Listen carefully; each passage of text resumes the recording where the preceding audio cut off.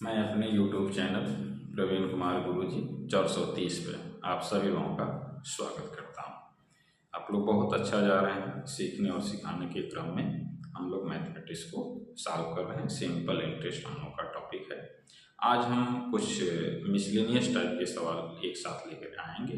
ठीक है, एक ही टाइप के सवाल नहीं रहेंगे, दो दो क्वेश्चन, एक एक क्वेश्चन अलग अलग टाइप के रहेंगे, जिससे कि जो है आपका कॉन्फिडेंस जो है और बूस्ट कर जाए। तो चलिए, हम लोग के पास पहला सवाल है, किसी धनराशि पर 5% वार्षिक ब्याज की दर से 4 वर्ष तथा 3 वर्ष के साधारण ब्याज में अंतर 42 रुपये हो तो वह धनराशि क्या होगा। अब यहाँ पर आपको एक चीज समझना होगा कि धनराशि समान है और वार्षिक दर भी समान है। तो जब धनराशि समान होगा और वार्षिक दर भी समान होगा तो जो ब्याज में अंतर आएगा वो वर्ष की वजह से आएगा। जिसमें अधिक समय लगेगा उसका ब्याज अधिक होगा, जिसमें कम समय लगेगा उसका ब्याज कम होगा। तो हम लोग इस क्वेश्चन को कैसे बना सकते हैं कि भाई 5 साल में अंतर कितने हैं, 4 वर्ष और 3 वर्ष, 1 साल का अंतर है और दर प्रतिशत कितना है, 5%। तो 5% का 1 साल का जो ब्याज होगा वही जो है उसका अंतर बनेगा, वही उसका क्या बनेगा, अंतर बनेगा। क्योंकि साल की वजह से ही ब्याज अधिक हो रहा है, तो अंतर कितना आ गया, 42। तो अगर 5% की वैल्यू 42 है और हम इसको चाहते हैं कि 100% हो जाए तो 20 का गुणा कर दीजिए, तो 100% की वैल्यू 20 का गुणा करेंगे तो 42 दूना 84 होता है, 42 दूना 84 होता है। ये हो जाएगा 840। कौन सा आंसर है आपका, पहला वाला ऑप्शन है। आपका कौन सा आंसर है, पहला वाला ऑप्शन है। क्लियर है।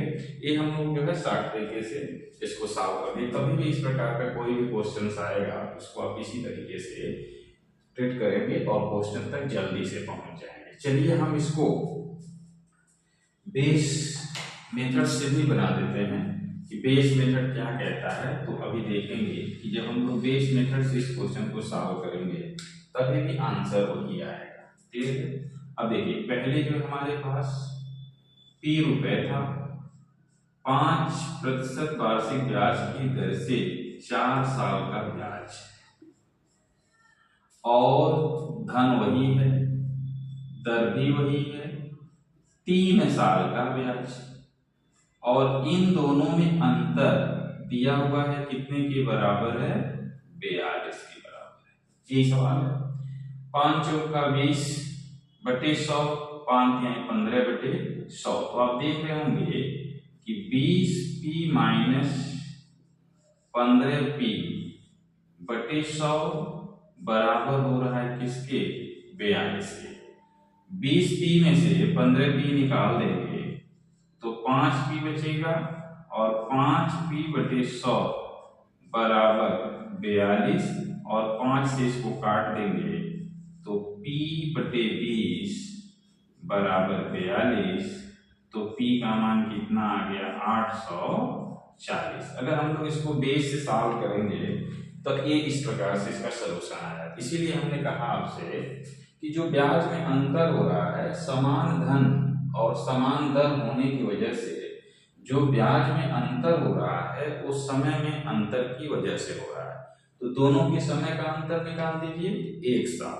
मतलब कि उस धन पर 1 साल का उसी दर से ब्याज निकालिए और उसके बराबर रख दीजिए, तुरंत आपका आंसर आ जाएगा। मैंने दोनों तरीके से आपको बता दिया है। ठीक है, उम्मीद है कि आप लोगों को समझ में आ रहा होगा। मैं इसी क्वेश्चन को, एक और क्वेश्चन है हमारे पास, तो उसको मैं करा देता हूं। इसको आप नोट कर लिए होंगे, मैं इरेज कर दूं। एक सवाल और आपको करा देता हूं। जैसा कि हमने कहा था कि दो दो सवाल कराएंगे, मिसलेनियस आज पढ़ा जाएगा। ये है 15% वार्षिक ब्याज की दर से, एक पर समय जो है 5 वर्ष लग रहा है और दूसरे के समय जो है 3.5 वर्ष लग रहा है। ब्याज में अंतर 144 का है, ब्याज में अंतर 144 644 का है। ऑप्शन क्या क्या है, 620 और 640 और 600 और आपके पास 580। इस तरह से सवाल हैं।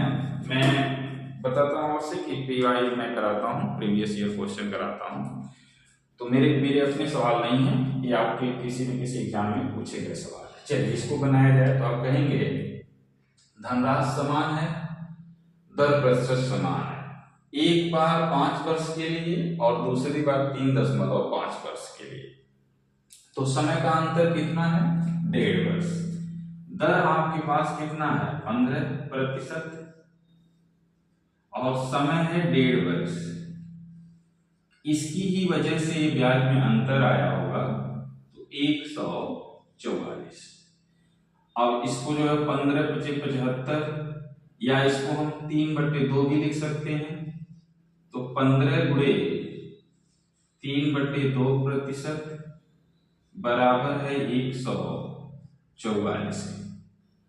तो अब इसको कैंसिल किया जाए तो यहां से देखेंगे कि 3 से कट जाएगा, 3 चौके 12, 3 बटे 24, फिर ये 3 से कट जाएगा, 3 बचे 15 और 3 एकम 3, तिरछा 18। इस 2 को उधर ट्रांसफर कर दीजिए तो क्वेश्चन आ गया आपके पास 5% की वैल्यू 16 गुना 32 रुपए के बराबर है।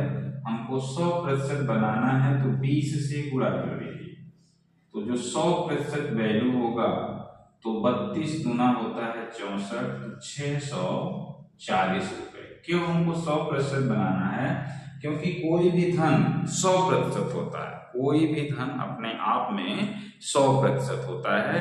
तो इस प्रकार के क्वेश्चन को हम लोग इस तरीके से टेक करेंगे। यहाँ पर क्या है कि सिंप्लीफिकेशन आपका जितना स्मार्ट हो, जितना स्मार्ट आपका सिंप्लीफिकेशन होगा उतना जल्दी आप आंसर की तरफ पहुंचेंगे। हमने आपको समझाया एक एक चीज कैसे काटा जाता है, तो थोड़ा सा टाइम मैं ले रहा हूं इसलिए कि आपके दिमाग में पूरी तरह से सेट हो जाए। ठीक है, आप लोग कमेंट करना ना भूलें, कमेंट बहुत कम हो गया इधर। पहले शुरू में आप लोग कमेंट जो है 20-22 कमेंट तक कर देते थे, मैं तो ज़्यादा उम्मीद भी नहीं करता हूँ, बस सिर्फ ये है कि आप देख रहे हो तो कमेंट कर दो। ये मत कहो कि हम भारत के निवासी हैं, बहुत आलसी हैं। ठीक है, अगर आप देखते हो आपको बेनिफिट हो रहा है तो आप कमेंट जरूर करें। आइए अगला सवाल, यदि एक निश्चित राशि पर 4 वर्षों में प्राप्त साधारण ब्याज 2000 रुपये है, तो उसी राशि पर 6 वर्षों में प्राप्त साधारण ब्याज क्या होगा। तो देखिए 4 वर्ष का एसआई, 4 वर्ष का एसआई बराबर है 2000 रुपये, तो 1 वर्ष का एसआई किसके बराबर होगा, तो 4 से भाग दे दीजिए तो ये आ जाए 500 रुपये। 6 वर्ष का आपसे पूछ रहा है, 6 का गुणा कर दीजिए तो 6 वर्ष का एसआई कितने बराबर आ जाएगा, 6 बचे 30, मतलब 3000 रुपए के बराबर आ जाएगा। ऐसे जो है छोटे छोटे क्वेश्चन जो है हम सॉल्व कर रहे हैं, सॉल्व करा रहे हैं, ताकि आपके पास कोई भी क्वेश्चन छूटे ना। तो आप लोग इन सब चीजों को समझिए और अपने अपने एग्जाम में क्वेश्चंस को बनाने का प्रयास कीजिए। क्लियर है सबको। चलिए 18% वार्षिक साधारण ब्याज की दर से 8 वर्षों के लिए निवेश की गई एक निश्चित राशि पर प्राप्त मिश्र धन 1220 रुपए है, तो धनराशि बताइए। चलिए हम आपको यहाँ सिखाते हैं एक बात और, कि 18% वार्षिक ब्याज है, 18 और कितने वर्षों के लिए, 8 वर्षों के लिए, बटे 100। हमने क्या किया, दर का समय में गुणा कर लिया। जो ये रेशियो हमको मिलता है, वो रेशियो हमको मिलता है ब्याज का और मूलधन का, ब्याज का और मूलधन का। मतलब कि अगर वह निश्चित धनराशि 100 है, इस 100 रुपए पर 8 साल का 18% वार्षिक ब्याज की दर से ब्याज आएगा। ठीक है, तो अगर आप इसको ब्याज कहेंगे तो गुणा कर लीजिए, ये 64 हो जाएगा, 8 का नाम 8 6 18 बटे 144 डायरेक्ट भी कर सकते हैं, जिनको नहीं गुणा याद है वो गुणा कर सकते हैं। मतलब कि 100 रुपया मूलधन था, 144 रुपया ब्याज मिला, तो मिश्रधन कितना हो जाएगा? मिश्रधन जो होता है वो मूलधन और एसआई का योग होता है, तो दोनों को जोड़ा जाए तो 244 आ जाएगा। कितना आ जाएगा? 244। हमको निकालना है धनराशि। क्वेश्चन में दिया गया है 244 की वैल्यू, क्वेश्चन में दिया गया है कि 244, हम इसे यूनिट बना लें, इनकी वैल्यू 1220 रुपए है। इसको कैंसिल कर दीजिए, इसका 2 गुना है, तो यहाँ पहले 2 यूनिट आ गया और 2 यूनिट की वैल्यू यहाँ पे 10 हो गया। बात क्लियर है सबको? मैंने 122 से 244 को कैंसिल कर दिया, 122 एकम 122 दूना 244। हमको इसको 100 बनाना है, 50 का हम गुणा कर देते हैं, तो 100 यूनिट की वैल्यू 50 का इसमें गुणा कर दीजिए तो 500 रुपए के बराबर आएगा। यही इस क्वेश्चन का आंसर है। उम्मीद है ये बातें भी आपको समझ में आ रही होंगी। ठीक है, कुछ भी नहीं, आप फार्मूले से भी कर सकते हैं और इस तरह से अगर आप समझ पा रहे हैं तो इस तरह से भी कर सकते हैं। थोड़ा सा कोई नया चीज अगर आपको मिलता है तो उसकी आदत डालनी पड़ती है। जैसे हम लोगों ने शुरू में एसआई निकालने के लिए मूलधन गुणे दर गुणे समय बट्टे 100 पर आदत डाली तो हमें क्वेश्चंस प्राप्त होने शुरू हो गए। इसी प्रकार से अब क्या है कि अब आपको थोड़ा सा कंपटीशन में कम समय में क्वेश्चन को सॉल्व करना है, इन सब बातों को समझना होगा कि डायरेक्ट हम लोगों को एसआई और पी का अनुपात मिल जाता है दर गुणे समय से। दर गुणे समय बट्टे 100 करने से आपको तुरंत पता चल जाता है कि इसका जो है वैल्यू किसके बराबर है। क्लियर है? अब इसको और भी कुछ लोग जैसे बहुत तरीकों से इसको सॉल्व कर लेते हैं, ऐसा कुछ भी नहीं है कि आप तरह तरह की मेथड का इस्तेमाल करें तो नहीं समझ सकते हैं। जैसे मैं और भी तरीके से बता देता हूं, मैंने यहाँ पर लिख के बताया। ठीक है, जहां हम 100 नीचे लिख रहे थे उसको डायरेक्ट ऐसे कह दिया जाता है कि 18% गुणे 8।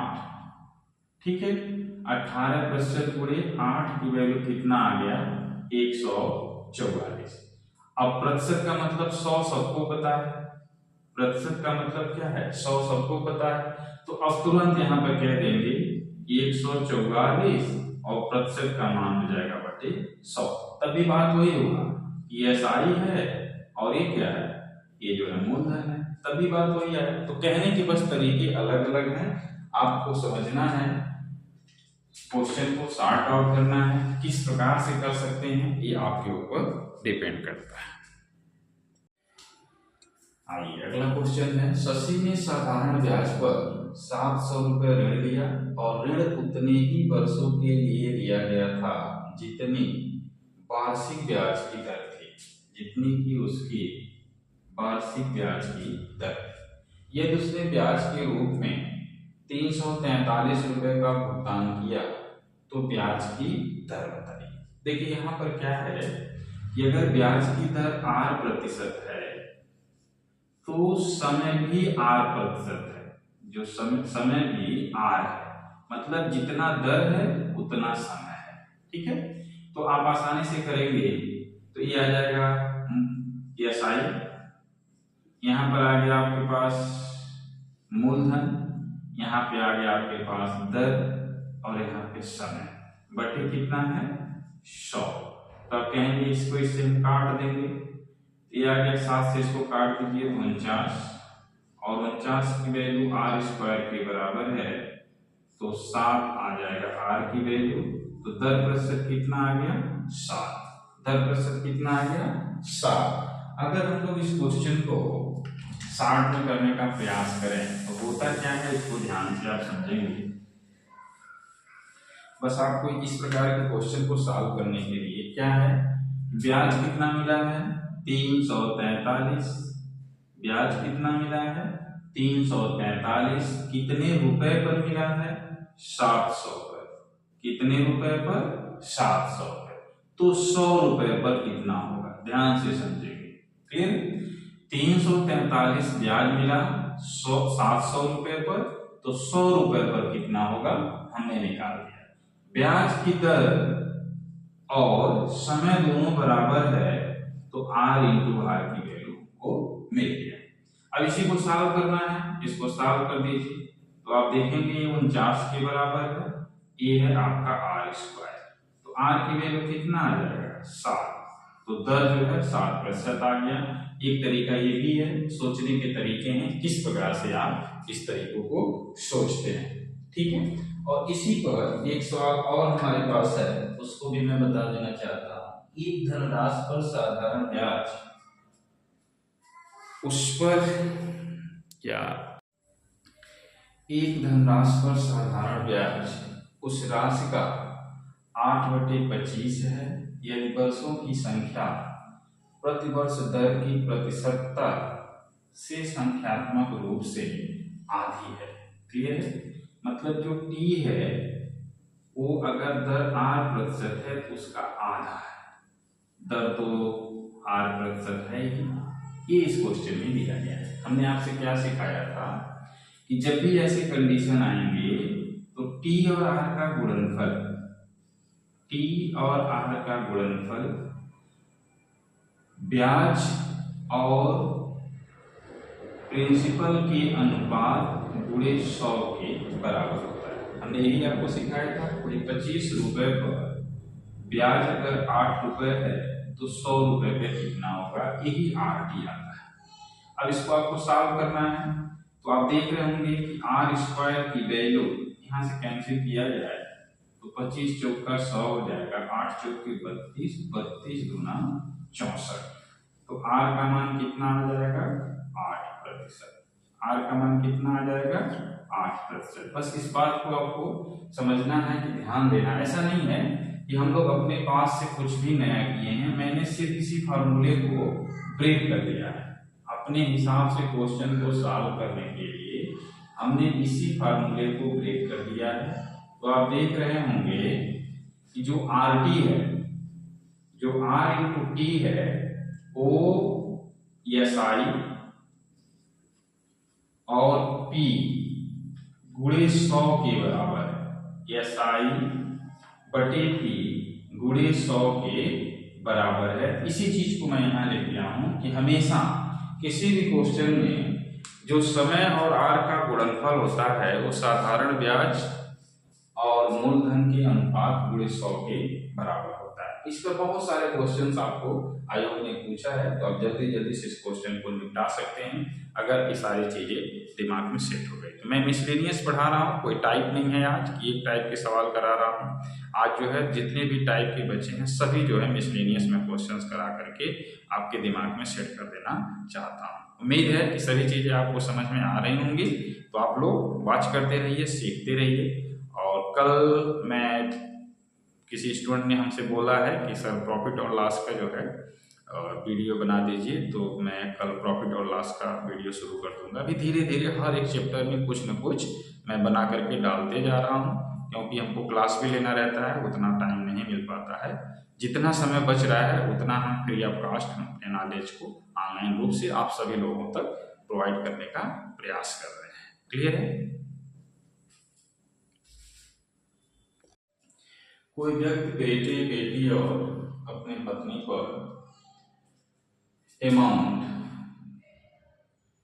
1,05,750 साधारण ब्याज पर इस प्रकार से निवेशित करता है कि उन्हें 3 वर्ष, 4 वर्ष और 5 वर्ष बाद समान ब्याज प्राप्त होता है। यदि ब्याज की दर 5% है तो पत्नी के लिए निवेश की गई धनराशि क्या होगी? जब भी किसी भी धनराशि को विभिन्न वर्षों के लिए विभिन्न रेट पर या समान रेट पर निवेशित किया जाए तो जो राशियां आती हैं उनका अनुपात आपको निकालना पड़ता है। तो P1 ratio P2 ratio P3, इसकी वैल्यू कैसे आएगा? यहाँ तो दर समान है तो हमको कुछ नहीं करना है। अगर दर समान नहीं होता तो दर का उनके समय के साथ गुणनफल का रेसिप्रोकल कर दिया जाता है। यहाँ दर समान है, पहले को 3 वर्ष है तो उसका रेसिप्रोकल 1/3, दूसरे को 4 वर्ष के लिए निवेश किया गया तो उसका रेसिप्रोकल, तीसरे को 5 वर्ष के लिए निवेश किया गया है तो उसका रेसिप्रोकल।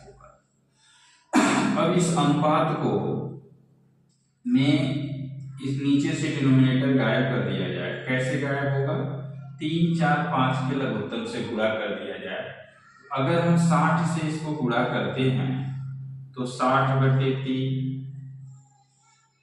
60/4 और 60/5 कैंसिल आउट करेंगे, ये 20 हो जाएगा, ये 15 हो जाएगा और ये 12 हो जाएगा। आपको P1, P2, P3 राशियों का अनुपात पता चल गया है। अब इसको यूनिट में अगर आप निकालेंगे तो कितना आ जाएगा? 12, 15, 27, 20, 47, 47 यूनिट है और 47 यूनिट टोटल राशि है। बट क्वेश्चन में कह रहा है कि 1,05,750 के बराबर है। अब इसको आपको कैंसिल आउट करना पड़ेगा तो 1 यूनिट की वैल्यू निकालना पड़ेगा और 1 यूनिट की वैल्यू इसको कैंसिल किया जाए तो 1,05,750 को 47 से भाग दिया जाए तो 2 बार में जाएगा तो 94 हो जाएगा। यहाँ 1 बचा, यहाँ 1 बचा, अगेन 2 बार जा रहा है तो ये 94 हो गया। यहाँ 3 बचा, यहाँ 2 बचा, ठीक है, 5 आ गया। अब कितनी बार जा रहा है? 5 बार। 5 सते 35, 5 जोड़ के 20, 3, 33, ये कट गया, 1 0 बच गया, यहाँ पर आप लगा दीजिए। मतलब 1 यूनिट की वैल्यू 2250 रुपए के बराबर है। तो पत्नी जो है कहां पर है? तीसरे क्रम में है, मतलब P3 जो है पत्नी का है, ये जो है बेटा का अनुपात है, ये बेटी है और ये जो है पत्नी है। तो पत्नी का अमाउंट पूछ रहा है, पत्नी का अमाउंट कितना है? 12 यूनिट। तो अब 12 यूनिट की वैल्यू निकाल दीजिए और 12 का गुणा कर दीजिए तो 12 × 5 = 60, 6 बचेगा, 12 × 24 = 36, 3 बचेगा, 12 × 36 और 3, सॉरी 12 × 24, 24 और 3 27 रुपए इसके बराबर आ गए। देखिए ऐसे बड़े बड़े क्वेश्चन सिंपल इंटरेस्ट के कैसे हम लोग आसानी से सॉल्व कर पा रहे हैं। ध्यान दीजिएगा मैं क्या बताना चाह रहा हूँ। यहाँ तो दर समान है, अगर दर अलग अलग होता इन दोनों का गुणनफल निकालते, इन दोनों का गुणनफल निकालते, इन दोनों का गुणनफल निकालते, उसके रेसिप्रोकल का अनुपात ही उनके अमाउंट का, उनके प्रिंसिपल का, जो भी प्रिंसिपल कितना कितना बांटा गया है उसका अनुपात आ जाएगा। ऐसा कब आपको करना है? जब सभी को समान साधारण ब्याज मिलता हो। क्योंकि क्वेश्चन में कहा गया है कि समान ब्याज प्राप्त होता है, समान ब्याज तो प्राप्त हो रहा है लेकिन क्या है कि समय अलग अलग लग रहा है। तो भाई कोई भी अमाउंट होगा वो 3 ही साल में जो है उतना ब्याज कमा लेगा, कुछ अमाउंट होगा जो 4 साल में उतना ब्याज कमा लेगा, कुछ अमाउंट होगा जो 5 साल में उतना ब्याज कमा लेगा। मतलब हर कंडीशन में साधारण ब्याज अगर बराबर है तो आप इस प्रकार के क्वेश्चन को इस तरीके से हल करेंगे और 30 सेकंड के अंदर इनके सॉल्यूशन हो जाएगा। चलिए एक सवाल देखिए, पिछले क्वेश्चन पर ही है, मैंने थोड़ा सा इस क्वेश्चन में एडिट किया है। एक्चुअल में क्वेश्चन क्या था, 7,930 रुपए को ए, बी और सी में इस प्रकार से बांटा जाए कि साधारण ब्याज बराबर प्राप्त हो। ए को 2 वर्ष के लिए, बी को 3 वर्ष के लिए और सी को 4 वर्ष के लिए 5% वार्षिक ब्याज पे बांटा गया, तो ए की धनराशि क्या होगा। ये जो है एसएससी सीजीएल 2015 का सवाल है। मैंने आपको क्या सिखाया कि जब भी धन को बांटा जाना हो तो P1, P2 और P3 का जो अनुपात है वो उसके समय का व्युत्क्रम हो जाएगा। तो समय का व्युत्क्रम कर दीजिए। अब इसका अनुपात क्या होगा, 12 का गुणा करा दीजिए तो 6 आ जाएगा, यहाँ 12 का गुणा कराएंगे तो 4 आ जाएगा, यहाँ 12 का गुणा कराएंगे तो 3 आ जाएगा। मतलब एबीसी को इसी रेशियो में धन प्राप्त होगा। अब इसका योग देखिए कितना है, 6 4 10, 10 और 3 13। तो आप कहेंगे 13 यूनिट की वैल्यू क्वेश्चन में ₹7,930 है, ₹7,930 है। तो 1 यूनिट की वैल्यू कितने के बराबर आएगा, तो 13 से भाग दे दिया जाए, 13 छाक 78, 13 का नम 13, 610 रुपए के बराबर आएगा। 3 यूनिट की वैल्यू निकालिए, किसका निकालना है, ए का निकालना है। ए है, ए बी है और ये सी है। तो 6 यूनिट की वैल्यू चाहिए, तो 6 का गुणा कर दीजिए तो 6 यूनिट की वैल्यू कितना आ जाएगा, 6 का नम 6 और 6 चौके 36, 6 का नम 6 और 6 चौके 36, 13 छाक 78, ठीक है, एक ही बचा था, 13 का नम 13। आइए एक और क्वेश्चन का प्रैक्टिस किया जाए। सेम क्वेश्चन है, जो पिछला क्वेश्चन है, तो हम लोग डायरेक्ट इसको करते हैं। P1 ऑप्शन इरेज करना पड़ेगा, ऑप्शन देखना पड़ेगा, अभी बाद में सही हो जाएगा।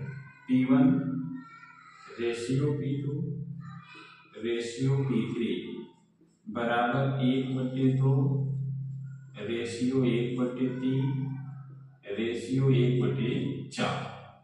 तो 12 का गुणा कर दीजिए तो 6 4 और 3, तो आप देखेंगे 10 और 3 13।